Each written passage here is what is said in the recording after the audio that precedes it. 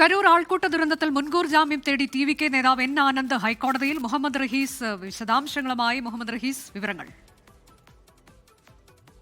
ടി.വി.കെ general secretary N Anand Madras ഹൈക്കോടതി മധുരൈ ബെഞ്ചിൽ മുൻകൂർ ജാമ്യാപേക്ഷ നൽകിയിരിക്കുകയാണ്. ഒപ്പം തന്നെ നിർമ്മൽ കുമാറും ഇപ്പോൾ അപേക്ഷ നൽകിയിരിക്കുന്നു. ജോയിന്റ് സെക്രട്ടറി നിർമ്മൽ കുമാറും മുൻകൂർ ജാമ്യാപേക്ഷ നൽകിയിരിക്കുന്നു. ഈ കേസിൽ നേരത്തെ ഇരുവരും ഒളിവിലാണ് എന്നുള്ള വിവരം പോലീസ് നൽകിയിരുന്നു. അവർക്കായി തിരുച്ചിറപ്പള്ളിയിലടക്കം തെരച്ചിൽ നടത്തുന്നു എന്നുള്ള വിവരം പുറത്തു വന്നതിന് പിന്നാലെയാണ് ഇരുവരും ഇപ്പോൾ മദ്രാസ് ഹൈക്കോടതിയുടെ മധുരൈ ബെഞ്ചിന് മുന്നാകെ മുൻകൂർ ജാമ്യാപേക്ഷ നൽകിയിരിക്കുന്നത്.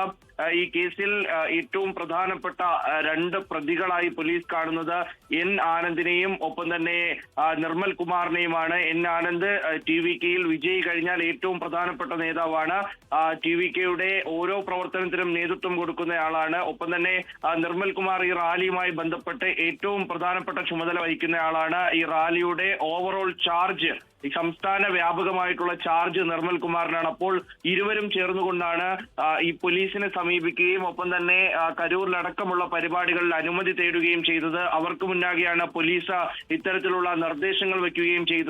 അപ്പോൾ ആ നിർദ്ദേശങ്ങളൊന്നും പാലിക്കാതെ ഉണ്ടായ ഒരു അപകടമെന്ന് പോലീസ് വിലയിരുത്തുന്ന ഒരു ദുരന്തത്തിൽ അവിടെ ഉടൻ തന്നെ ഇരുവരുടെയും അറസ്റ്റ് ഉണ്ടാകുമെന്ന് പ്രതീക്ഷിച്ചതിന് പിന്നാലെയാണ് ഇപ്പോൾ ഇരുവരും ജാമ്യാപേക്ഷയുമായി മുന്നോട്ട് വരുന്നത്. നേരത്തെ ഈ മദ്രാസ് ഹൈക്കോടതി ഇന്നലെ ടി.വി.കെ നൽകിയ ഹർജി പരിഗണിക്കുമെന്നും അതിലെ ഒരു ആനുകൂല്യം തങ്ങൾക്ക് ഉണ്ടാകുമെന്നും ഒക്കെ ആയിരുന്നു ടി.വി.കെ പ്രതീക്ഷിച്ചിരുന്നത്. പക്ഷെ അതുണ്ടായില്ല. അതിന് പിന്നാലെ പോലീസ് അറസ്റ്റിലേക്ക് കടന്നു.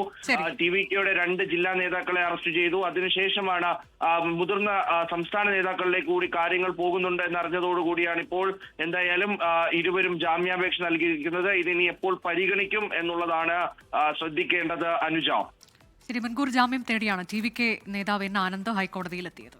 ലോകത്തെവിടെയായാലും ഏത് സമയത്തും 24 വാർത്തകളും ഓഗ്മെന്റഡ് റിയാലിറ്റി പാക്കേജുകളും എക്സ്പ്ലെയിനറുകളും വിശദമായി കാണാൻ ഞങ്ങളുടെ യൂട്യൂബ് ചാനൽ നിങ്ങൾക്ക് സബ്സ്ക്രൈബ് ചെയ്യാം.